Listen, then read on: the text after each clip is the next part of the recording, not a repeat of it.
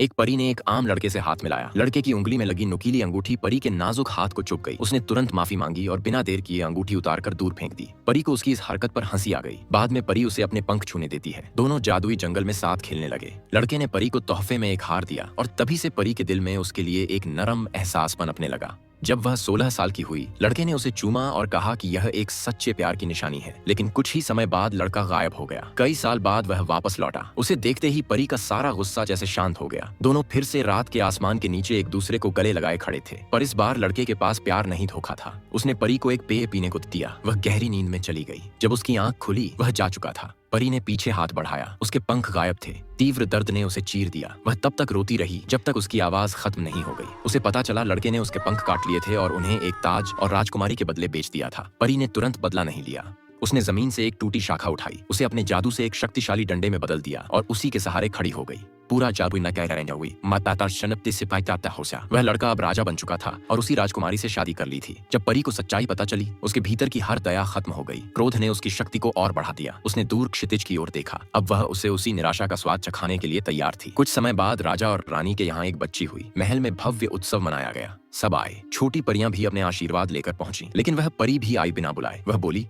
मुझे सच में बहुत दुख हुआ कि मुझे निमंत्रण नहीं मिला। राजमहल में सन्नाटा छा गया। राजा बोला, तुम्हारा यहाँ स्वागत नहीं है। परी मुस्कुराई और बोली, मैं भी इस बच्चे को एक वरदान दूंगी। फिर उसने कहा, उसके 16वें जन्मदिन के सूर्यास्त से पहले वह चरखे की सुई पर अपनी उंगली चुभा लेगी और एक ऐसी नींद में चली जाएगी जो मृत्यु जैसी होगी। एक ऐसी नींद जिससे वह कभी नहीं जागेगी। डरकर राजा ने राजकुमारी को एक गुप्त स्थान पर भेज दिया ताकि वह सुरक्षित रहे। लेकिन परी सब जानती थी। वह हाय का तकिया हर जगह थी। हर रहस्य उससे छिपा नहीं था। राजकुमारी को देखकर उसके मन में एक ठंडी हंसी उठी। वह इतनी दयनीय थी कि कोई भी उस पर तरस खा सकता था।